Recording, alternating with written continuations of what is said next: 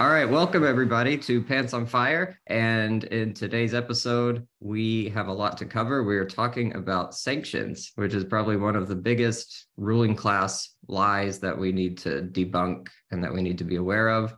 So our friend Amiad has written an article for People's World titled "Sanctions Only Create Suffering for Poor People. So why keep imposing them?"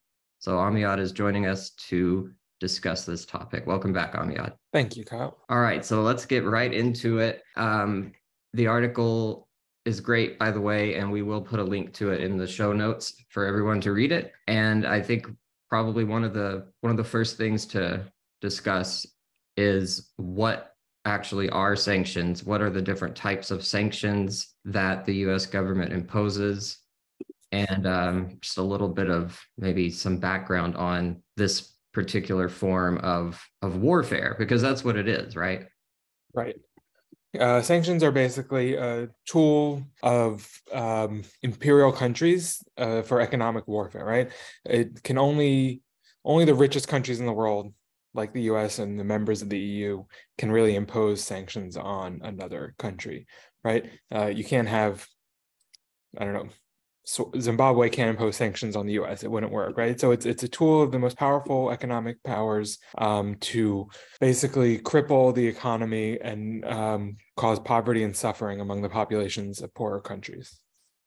And so what are some examples from maybe recent history? And then, I mean, obviously right now, I mean, we've got the U.S. government's got sanctions all over the place, but Right. At the moment, the U.S. government has sanctions on over 40 countries, which affects a third of the human population. At the moment, the most talked about sanctions are on Russia. They were imposed as a punishment or a way of incentivizing Russia to withdraw from the war in Ukraine. They were considered the most extreme sanctions ever imposed, removing Russia from the SWIFT banking system, all these different things. And they've been largely ineffective at affecting Russian policy, right? In the end, they've just caused suffering for the average Russian person. The Russian government still is all in on the war in Ukraine. They found ways to get around the removal from the banking system. They made all sorts of deals with other countries that are also sanctioned, and their economy is doing quite fine on a national level, whereas the average person has been removed from being able to use their credit card or all sorts of different things that have affected the average working class Russian and made their life more difficult. yeah, and I think like right off the bat, you point that out that on the surface, sanctions can seem like a more humane opportunity for warfare than traditional bombs and boots on the ground. And but you go on to say that they're actually among the most deadly and most cruel weapons that the U.S. has. So what is the mentality here that this is somehow a lesser of two evils? Yeah, we hear about that a lot, lesser of two evils. And the reality are what we're being told, I guess, is that this is going to somehow force Russia, in this case, to comply with our demands. And they don't talk about the effect of the sanctions on everyday people. Right. And so what's interesting is when sanctions first started to be imposed on like a mass scale during the Cold War, no one expected them to be very effective because there was the socialist bloc was large enough to continue trading with any sanctioned country. It was largely marginal. It just didn't matter that much. When the USSR was dissolved and socialism in Eastern Europe collapsed, sanctions became a lot more punishing, and the thought was they would be a lot more effective. The truth of the matter is, sanctions have never been successful at their main goal of regime change. No country, right? The main hope when the US imposes sanctions, let's say like they did on Iraq through the 90s, right? Which is the main was a motivator actually from the article, because I grew up in the 90s and I remember all the discussions around the sanctions. And the idea was to make the lives of the average Iraqi so miserable they would have to rise up and overthrow Saddam Hussein. And of course, that never happened, right? All we had was millions of people starving, millions of people not being granted access or given access to medical equipment. You see similar things today in Iran, sanctions on Iran, sanctions on Syria, right? The idea was, oh, all these people are going to be so miserable, they're going to rise up and overthrow their government. It's never happened. All it does is cause suffering. And, it's not just food and medical equipment, which is what most people talk about, but there's other things that are included in sanctions that people don't realize how that affects everyday life, like construction material, right? If someone's apartment building collapses, right, in Syria and whatnot, there's no way to fix it, right? There's now sanctions on Syria. They just suffered a major earthquake. Stuff to repair sewage, a lot of that material is under sanctions, right? So it literally just makes people's lives miserable and unsafe, and yet achieves nothing. So how does this work exactly then? Just for those who may not really understand the process, the U.S., I guess, is in control of the World Bank in some ways, and they are the monetary fund, and so they put in almost like a ban on certain trades. Right. So the U.S., through its financial power over the International Monetary Fund, the World Bank, the SWIFT banking system, all these different things, the U.S. has ways of basically imposing its will on other countries, preventing them from selling certain items or engaging in trade at all, completely with certain countries. We see with the example of Cuba, right, which has been under U.S. Economic sanctions since 1963, if I'm not mistaken.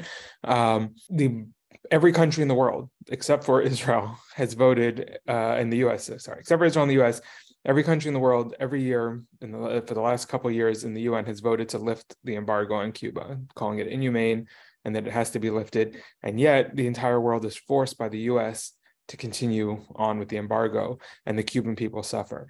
Despite, again, with the goal being to make the people so miserable to overthrow the government remains as popular as ever, right? And yet we're told that these sanctions that cause unnecessary suffering are still needed. And like you said, there's this message of, okay, it's more humane than invading and putting boots on the ground or dropping bombs. But in reality, one study that I came across spoke about how sanctions have caused more death and suffering than the use of all weapons of mass destruction in history. And that study was just focusing on sanctions post collapse of the USSR, dissolution of the USSR, and before, I think the study was in 1999. So you're talking about an 8-year period. They're saying that the more people have died and suffered because of sanctions, economic sanctions, than nuclear, chemical, or biological weapons have caused through history. Wow. Yeah, because, when they do military exercises like bombings and things like that, at least the idea is that they're targeting military targets. They're not, which we know is not always the case, but that's what they say. And so I could see how, I don't get how they are able to even get away with something like this, because it does specifically, like you say in the article, it does specifically target civilians. Do they just say that they're supposedly not going to really harm the civilian population that much? I think the claim is that it's non-lethal warfare. I don't think the US classifies it as warfare. Where if you look at the definition of targeting civilians that comes in the Geneva Convention and the Convention on Human Rights and whatnot, it clearly is a crime against humanity. It's clearly a form of targeting civilians, of collective punishment, and yet because we live under U.S. hegemony, the United States just gets away with it. Yeah. And so this is the study from 1999 is really eye-opening, because it's the kind of warfare that doesn't, I guess, grab the headlines as much. You don't see video footage of bombs dropping and all of that. It's just it goes so deep. You talk about the different construction materials and just like the people not able to use their credit cards, not able to access their money. I mean, this is affecting all facets of life, and yet it's not achieving the goal, which is always regime change. Right. And proponents of sanctions like to point to South Africa and say that's their example of sanctions working. But it's a ridiculous example because the majority of people of South Africa were already against the government, were already rising up. It was the black population, majority population was being mistreated by the white minority ruling class, right? So you already had a majority of the people rising up against their government. Sanctions might have helped them along at that point, but sanctions didn't cause those people to rise up, right? So it's the one example that proponents of sanctions like to point to, and it's a completely ridiculous false example. Yeah, I mean, it's like how could it work, and how could it only target, like you say that the U.S. government claims that the sanctions are targeting foreign officials, business people, or elites, but I mean, how would that even be possible when they're, I mean, it's so blatant, I think, that it's unbelievable. Sorry. It's just unbelievable that this is happening and that people are not really complaining that much about it. Right. So there are the kinds of sanctions that target individuals, and they're like, okay, we'll freeze this person's bank accounts, and this person can't be granted visas to travel and whatnot. And those sanctions do exist, but when we're talking about economic sanctions, we're talking about the kind of sanctions that were imposed on Iraq in the 90s, on Iran and Syria today, Cuba, for the last 50 years, 60 years. So yeah, there are those kinds of individual sanctions, but that's not what the focus here is. And again, over 40 countries in the world, some of them being the poorest countries in the world, like Democratic Republic of Congo and Central African Republic, countries that can't afford to be set back economically because the people are already in poverty, and yet the U.S. continues to impose sanctions on these populations. Yeah, and I remember within the last year, there was some big news about how Biden was going to impose sanctions specifically on an individual named Putin. Yeah. And it was like a big deal because that's not normally how sanctions work. Right. Well, it's also, if Putin wants something, Putin's going to get it, right? Whether it's on the black market, whether it's connections, and that's true of any elite that has sanctions put on them, right? Whereas the average person, their house is damaged and they want to fix it, they're not going to be able to get the materials to repair it if their country's under sanctions. But someone in the ruling class is going to be able to pull strings or have the financial means to get around the sanctions. So again, the suffering ends up going to those who can least afford it and are supposedly not the targeted people. And whereas the decision-making powers that be in whatever sanctioned country we're talking about, their lives continue as normal. So I think it's really important that people read this article, and especially to understand that even though sanctions are a complete violation of international law and a crime against humanity, the U.S. is still doing it, and nobody is going to stop them. Right. Nobody can stop them. Right. So, I mentioned before, I grew up in the 90s, and at the time, almost every day in the news, there was something about the sanctions on Iraq, right? And there was a program at the time called Food for Oil, right? Iraq was under these horrible sanctions. The people were starving. They couldn't sell their oil. So, they were allowed to sell a small amount of oil in exchange for a small amount of food and different things like that to get around the sanctions. So everyone was aware of the mass suffering going on in Iraq, but no one actually had any expectations that Saddam Hussein was going to be overthrown, right? It just kind of became this norm that, oh yeah, the Iraqi people are suffering, and this is just the way the world works right now.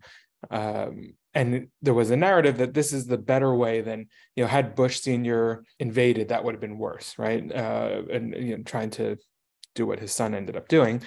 The sanctions were the better, more humane option. But it all it did was cause poverty and hunger. And if you look at the articles, many of the academic articles studying sanctions that were written by the late 90s, including the one I cited, Sanctions of Mass Destruction, there was this understanding that sanctions don't work and that they're just cruel. And there was a lot of arguing against it. In fact, the article I cite, one of the authors is an academic at the Advanced Air Power Studies School at Maxwell Air Force Base, right? He's a U.S. military academic, not some liberal, progressive Ivy League academic. And even he was writing articles about the unnecessary cruelty and ineffectiveness of sanctions. And there was just a lot of articles, I'd say between 1997 and 1999, that I saw published following similar trains of thought. And then the Iraq War happened, and obviously no more sanctions in Iraq, but then the narrative kind of just got dropped. So now we had stronger sanctions imposed on Iran, and then Syria, Russia now, any number of countries, right? There's over 40 countries. There are more sanctions today than there ever were in history. And yet again, there's been studies for decades now that show how ineffective and cruel they are. Yeah, I mean, so this has been going on like in Cuba for a generation, and the goal was, let's make the people miserable so that they will rise up against their own government. But clearly that didn't work. And some of the other countries, Democratic Republic of Congo, South Sudan, Somalia, which are some of the poorest countries in the world. So it almost seems like it's like everybody knows that they're not working, but we just do it anyway. Right. And, what also jumped out at me at these 40 plus countries, the US would like to make arguments that certain countries, whether it be Iran or the People's Republic of China, are somehow a threat to the US. There's no argument to be made that the Central African Republic or South Sudan is a threat to the US. There's no reason, even if you want to see economic warfare as a legitimate form of warfare, why does the US have the right to impose warfare on these countries that they're not imposing any threat on the US whatsoever? But, it's just a tool of US hegemony, of imperialism, to bend countries to the United States will and punish them for not doing whatever the United States wants them to do. I had a thought about the line about the United States as being directly involved in perpetuating the wars that are devastating some of these countries. And it almost makes me think, if the people are miserable because of sanctions imposed by the US, that could lead to potential civil war in those countries, where somebody has an idea that, hey, I'm going to make things better. And then it's like a vicious cycle. It just moves in a circle. Right. So even if the sanctions were to achieve their goal, as you said, and get people to rise up, it's more likely to cause civil conflict than actual revolutionary results. So let's talk about the situation in Syria, because it highlights the issue, I think, really clearly. And you say in the article that the US government did a temporary lift of the sanctions for 180 days, and then it's just right back to it. At first, they refused to lift the sanctions at all. And a number of countries decided that they were just going to ignore the sanctions. I think, surprisingly, a few Italy stood out as a country that just said they were going to ignore US sanctions and ship aid to Syria. So when that started to happen, and other US allies like the United Arab Emirates did the same, they decided to save face, I guess, and lift sanctions for 180 days to allow some relief to the victims of the earthquake. But as far as any humanitarian gesture to the country that's already, people are already suffering from the results of decades of civil war, decade plus of civil war, and Turkish invasions on the northern border and all sorts of things. And now the earthquake, the best the U.S. could do is 180-day reprieve of these sanctions. And it's a partial reprieve. It's not, complete lifting of the sanctions. Yeah, they just lifted some of the sanctions specifically for earthquake relief stuff. Exactly. So if your house was damaged by the earthquake in Syria, okay, maybe you're going to get some supplies that can help repair your house. But if you have a house in another region of Syria that has other issues, you're not going to be able to repair your house, or the sewers there aren't going to be able to be repaired. So this is interesting. There's the countries that just said we're going to ignore these sanctions. Yeah. What I guess clearly there's no repercussions for that other than it was interesting. I was surprised. I can't remember where I saw it, but Italy was the first Western country I saw that just said they were sending aid to Syria, and US be damned. And I expected to see that followed up by, the US saying whatever their punishment would be. But no, there wasn't any blowback. I guess the United States realized they were in a unique situation here, and they had to, they couldn't be going against their allies. Right now, the US is trying to keep Europe in line and targeting Russia, right?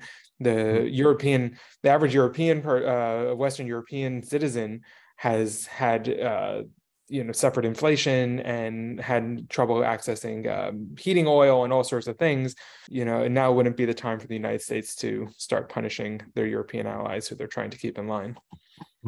That's a good point. It's interesting to think that what if all these countries just said, we're going to ignore these US sanctions?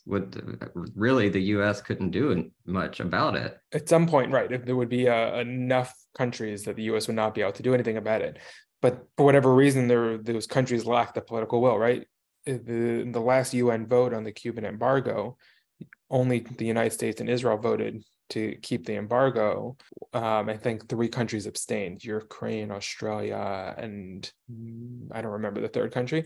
But you had 180 some odd countries vote to lift the embargo.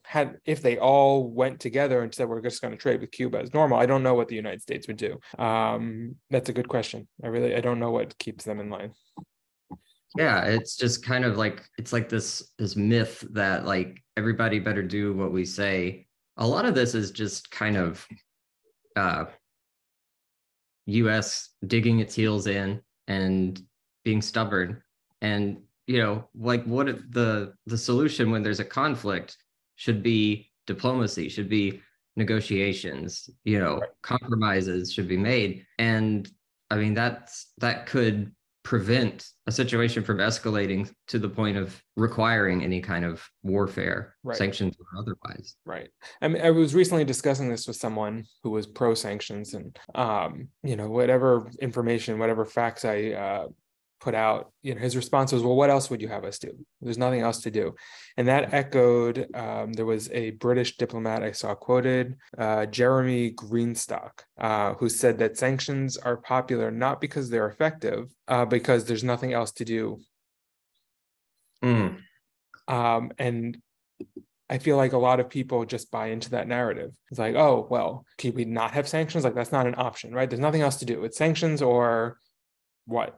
And it's a narrative that I think a lot of people, it's been part of the world order for so many decades. People just accept it, right? If the US has a country there's another country out there that the US disagrees with, the idea of not sanctioning them, it just seems ridiculous to people. Yeah, when you said you were talking to somebody who's pro-sanction, it's like that you don't ever hear it phrased that way.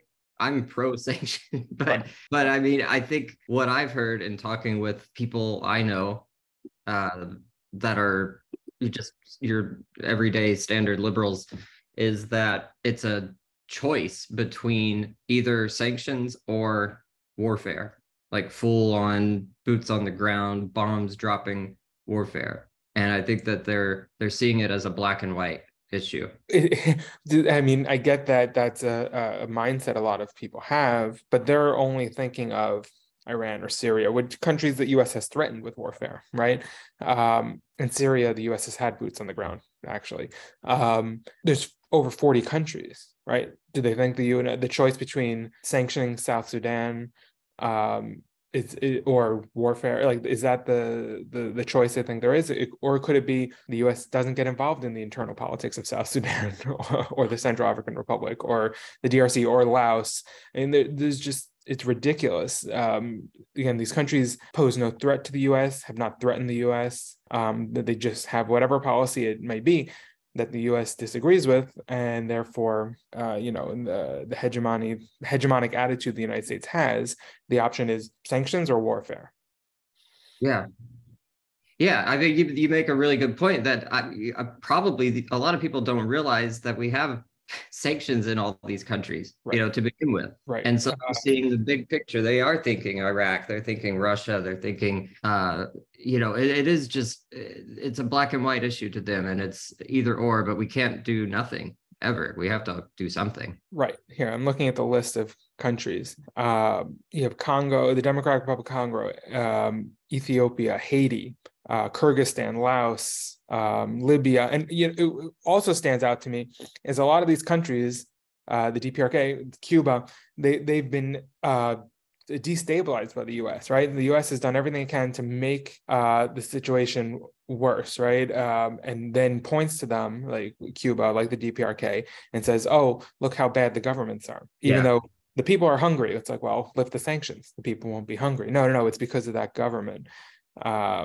Same thing they did with Iraq, right? I mean, I'm no fan of Saddam Hussein. He was obviously not a good leader for many reasons. But when they said, oh, Saddam Hussein's letting his people starve, well, no, it was the US imposed sanctions that was causing people to starve.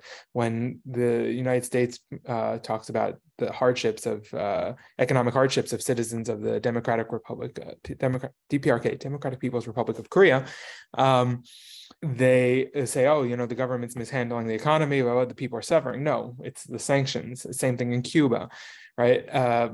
So it's not just warfare, it's ideological struggle, right? They don't want to say Venezuela, they don't want to say that any other system could possibly work, so they're going to make it so the system doesn't work. They're going to make the people poor and then blame those governments, even though it's the US doing it themselves. Yeah. And that brings up a lot of the CIA on paper saying what they were doing in Cuba was to make the Cuban people miserable. And, the idea, I think, that is just illogical is they think that the people in these countries would rise up against their own government. But like you say in the article, the people would have to be really stupid to not connect the dots and see how, hey, you know what? There's no food because the US has put a blockade on food. Right. And again, look at Cuba. The government's as popular as ever because the government, despite all the economic hardship, continues to provide healthcare and education and enough food, right? The people of Cuba know that the suffering is coming from the embargo. They know it's not because of their own government. Do you think that in doing sanctions and imposing them on these countries that it has almost the opposite effect, that these countries are now stronger in their resolve against the US? I read a study years ago that wasn't necessarily specifically about sanctions, but it was talking about economic blockade and not economic blockade, economic boycott. And the study made an argument that the boycott of South Africa prolonged apartheid because it forced the South African apartheid regime to find ways to live, to stay in power and to live in an isolated economic state. I think that sort of thing needs to be studied more, obviously. But yeah, you could make the argument that it can definitely have the opposite effect, right? I mean, the point of the sanctions, the US says they put sanctions on the DPRK and Iran to stop the nuclear programs. It hasn't had that effect at all in either country, right? So in fact, the countries have improved and gotten better at those things. So yeah, you could definitely make that argument. Yeah, that's actually what I was thinking of, is that we put these sanctions in place to punish countries that are trying to develop nuclear weapons. And we say, hey, we'll lift these sanctions if you agree to stop doing that. But in seeing the results of those sanctions and how it affects their country, and just seeing how dangerous the US government can be, seems like they're thinking, actually, no, we need to get better at making nuclear weapons. Right. Right. And the sanctions on Russia, right? They disconnected Russia from the US world economic system, right? The SWIFT and whatnot. So they came up with a new system. and now they're trading with China and Iran and Syria, and they have now a competing international banking system. They sanction trade being done in dollars, right? And so now they're trading in yuan or local currency or whatever it is. So in a lot of ways, it's made those countries more efficient and weakened U.S. hegemony, right? Where the whole idea was to preserve U.S. hegemony, it's actually weakened it. And so what I think what nobody is thinking about is peace and how to have peace and how to negotiate and how to sit at the table and make compromises. And we saw in the months leading up to the Ukraine conflict that there were opportunities to sit down and to negotiate. Right. It's almost like sanctions and warfare are just the knee-jerk reaction. Again, half of these sanctions aren't even announced publicly, right? They're just passed in Congress and imposed, and no one talks about them, right? It's just, oh, there's this things going on in the world. Okay, let's go sanction them. How many Americans know that Mali has been sanctioned, or Somalia, or South Sudan, or Tunisia, Yemen? Yemen is suffering one of the largest humanitarian crises in modern history because of U.S. supplied war there, through Saudi Arabia and the United Arab Emirates, and yet Yemen is still sanctioned by the United States. How many people even know that's going on?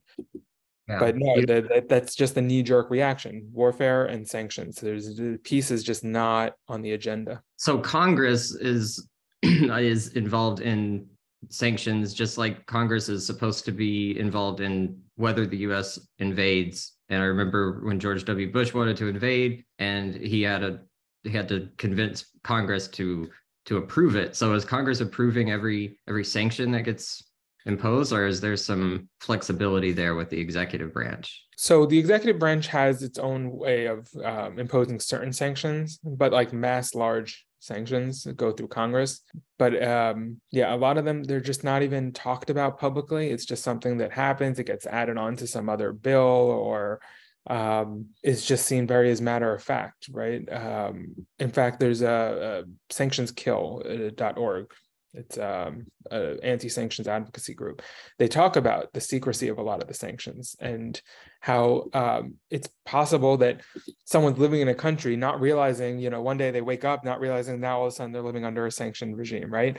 They're going about their day and all of a sudden things are not available and they don't know why, because it was just never talked about.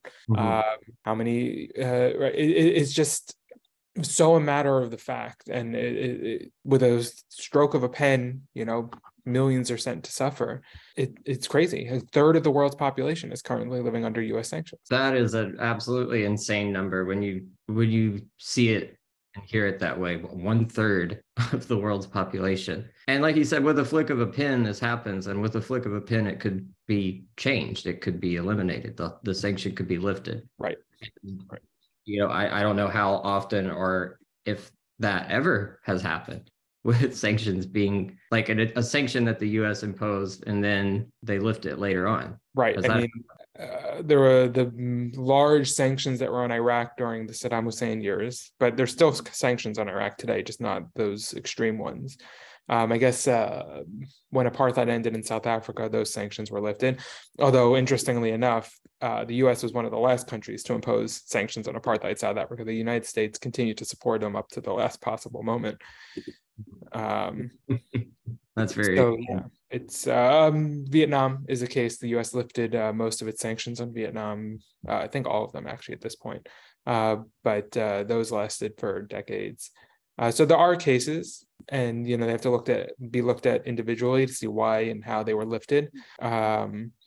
But in general, once sanctions are imposed, they're very hard to change because they don't achieve the goal that the U.S. hopes of regime change. So talk about this organization, Sanctions Kill. Were you in contact with them in your research for this article? No, I didn't contact them, but they had a lot of great resources, and they had they referenced the international laws that the that sanctions break, and they have the comprehensive list of countries currently sanctioned and whatnot. So they were a good educational source for me. I don't know who's behind them, where they're based out of, but it was important for me to see that there are some organized efforts against sanctions out there, because it's just not talked about, right? It's, I don't know, it clicked for me a couple of years back how horrible sanctions are, and I'm trying to research it, and it really did feel like no one was talking about it until I came across them. And but they definitely, I should probably get in touch with them, actually. Yeah, they've got a lot of resources on their website. I'll put a link to this one in the show notes also. They have a fact sheet you could download. They've got handouts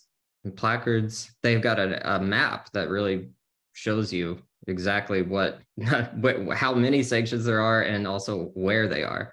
Yeah, they had a lot of great resources. Yeah, and we, as always, I think with U.S. imperialism and looking at this map, I'm noticing a pattern in terms of which countries are affected, right. And it's the same ones. And yeah, so the I guess the thing that gives some hope to the situation is that just as easily as the sanctions were imposed, they can be lifted, and we are seeing some movement again towards lifting the embargo in Cuba. But I'm not really sure that there's much hope for the situation with Russia and Ukraine. Right. And yeah, I mean, I remember when Obama lifted some of the economic sanctions on Cuba overnight, businesses were there, and materials were flowing in, right? As soon as, again, the stroke of a pen, or the finishing of a speech, whatever it is that would lift those sanctions anywhere they may be, it would, the positive change would be immediate. Yeah. But right, I mean, I'm not optimistic right now about what's going on in Russia or in the Middle East or Africa, right? Syria has been under these sanctions for over a decade. Iran for over a decade. Again, I'm no fan of the Iranian government, but it's the average Iranian person who's suffering from these sanctions, right? They have massive inflation. They aren't able to get the goods they need. We can't just sit by because we don't like what the government of a certain country is doing and say, okay, well, so those people should suffer. It's right. Just immoral and cruel and unnecessary. And so in the case of, probably in all these cases, but in the case of Syria specifically, what does the U.S. want? What would it take for the U.S. to lift the sanctions permanently? The U.S. wants the Assad government to end, right? They want, the U.S. supports, I think it's called the Syrian Free Army. It's one of the rebel groups there. It's a group full of right-wing religious militants. But the U.S. has decided that the Assad regime has to fall, and that's the end goal there. Assad has committed the double crime in the U.S. eyes of being left-wing and being an ally of Russia. So the U.S. will not stand for such things. Yeah. And I'm assuming the same with Russia. They want the Putin regime to be replaced. Right. Although, yeah, they're not left wing, but the Putin regime, they're hoping that the people will somehow topple Putin's government. Yeah, that's the theme here, that they think that that's going to happen. And do they make ultimatums with the leaders of the countries when they impose these sanctions and say, we will lift some of these if you do this, if you do that? Is it sort of a thing? Definitely. Yeah, I remember they had done that with Saddam Hussein. They did that with Assad when the sanctions were first imposed. I think with Cuba in general, right? The idea is if the Communist Party of Cuba were to no longer be in power, then the sanctions would be lifted, right? I mean, they don't hide the political goal of the sanctions. Yeah. But with some countries, it is more vague. Like if you look at Lebanon, right? There's sanctions on Lebanon. Well, the government in Lebanon changes every couple of weeks at times, right? It's not exactly a stable political situation in Lebanon. So what is the goal there, right? I mean, they're going to say, okay, well, Hezbollah is part of the government. Okay, but the amount of power Hezbollah has changes all the time, right? So what does Lebanon need to do to get those sanctions lifted? It's another country that's, due to also a lot of domestic mishandling, their economy is in complete collapse. People they go weeks without access to electricity. The banking system's completely collapsed in Lebanon. So all the U.S. sanctions are doing is doubling down on that suffering that's already happening. And to what end, right? What the government changes all the time. What does the U.S. want? It's more vague. Yeah, and for these sanctions that have been in place for decades and decades, it's like the original intent may have been lost at this point, and we just like we're doing it because this is what we've always done. Right. You look at Libya, and NATO collapsed the government that was originally the sanctioned government. Same thing in Iraq. And yet sanctions continue in both countries, even though they've ostensibly been replaced by U.S.-friendly governments. Yeah, that's the thing that's really just wrong about this is like even if things change to what the U.S. originally wanted, they just kind of keep the sanctions going anyway, just to, I guess, keep them in line. Like, don't forget. Right. Yeah, we'll lift some of these, but we're going to keep some just so you don't forget. Right. But okay, in the case of like Iraq, you have a government that's a lot friendlier to the U.S. than the Saddam Hussein government ever was. Well, the 1990 Saddam Hussein government, 1980 Saddam Hussein government was very friendly with the U.S. But the current government is also friendly with Iran. So sanctions, okay. Libya, I mean, Libya is still a country in chaos, right? They still have civil conflict. And so I don't know who those sanctions are affecting. Are they affecting the parts of the country that are not following the U.S. lead or whatnot? They can't be targeted, right? They affect the whole country, despite part of the country having followed the U.S.'s lead and part of the country not. It's again, it's a knee-jerk reaction. It's a tool of imperial power that the U.S. just uses without a second thought. Yeah. When people say it's a form of punishment, and really, when you think about that, who is the U.S. to decide who gets punished? It's just very punitive and helpful to anybody. Right. I mean, that's the other thing. Who does this benefit other than just U.S. hegemony? That's it. All it is about keeping this idea that the U.S. can police the world, the U.S. rules the world, right? Again, Kyrgyzstan, right? The people of Kyrgyzstan are now going without and suffering, all to punish them for having a government the United States doesn't like. It's all it comes down to. Kyrgyzstan's an extremely poor country and it has no threat to the United States, to any American citizens, and its foreign policy doesn't affect U.S. foreign policy in any way. It's just punitive and cruel. Well, there's starting to be some pushback, China, I think, against, or at least calling out the U.S. on these things, which is probably something the U.S. is not happy about. But yeah, I mean, other than that, it does seem like there's just not a lot of solutions here. There really isn't. The U.S. their power is very entrenched in this. I remember a couple years ago, Germany talked about creating another international banking system that was just slightly more efficient than the SWIFT system. And the U.S. threatened Germany with sanctions, right? Because the SWIFT system is part of U.S. hegemony on economics of the world. It's just it's the world order the United States wants to maintain. Wow. What can people do, Amiad, to either find out more information and potentially work towards solutions? Do they just need to find peace movements in their area and join those? It's bigger than that, because peace movements don't talk about sanctions enough. They might talk about it in like extreme cases like the embargo on Cuba or the situation in Iran, but most people don't know that over 40 countries are sanctioned. I think what people need to do is talk about it more. They need to change the narrative. Sanctions are not the more humane kind tool of power. They're a tool of mass destruction, as the article says. I think we need to work on changing the narrative. I think you get involved in peace movements and start the conversation. Go to websites like sanctionskill.org, learn more about it. Do the research. There's just tons of articles from the 90s talking about sanctions not working. Even the Wikipedia page has a whole section on the fact that sanctions don't work, and yet they continue to do them anyways. The information's out there. It's just not talked about. I think that would be most important. It's getting the information out there. Change the narrative, change the acceptance of the blind acceptance of this system. I think we're starting to see some pushback on the sanctions on Cuba. I think that's a good starting point. Talking about, okay, we've acknowledged that the suffering of the Cuban people is cruel and inhumane, and we're willing to talk about it. Well, that's also true of the people in Syria. That's also true of the people in Yemen. It's also true of the people in the South Sudan. Expand on the little bit of the conversation that's happening already. Yeah. The media never talks about Yemen. That's been going on for years, like 10 years now, longer than that, maybe. Yeah. And we never hear about that. About that.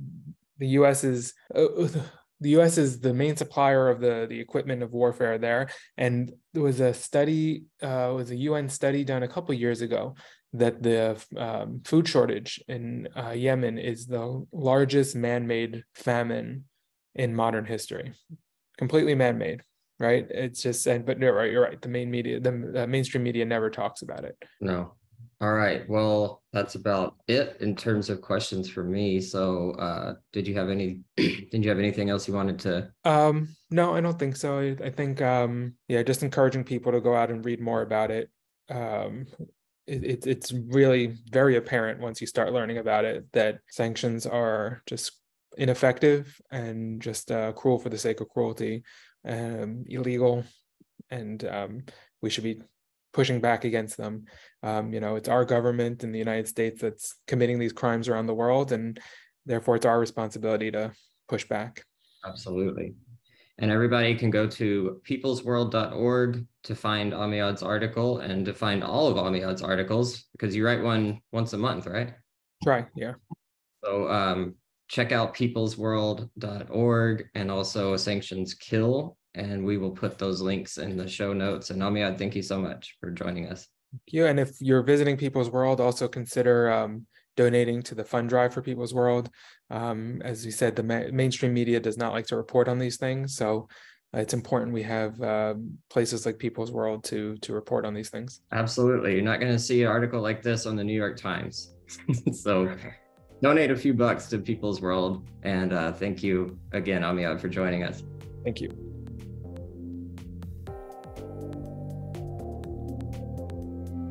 Thank you for listening to Pants on Fire, Exposing Ruling Class Lies, the podcast produced by the International Department of CPUSA. Visit our website, cpusa.org, to learn more about the party.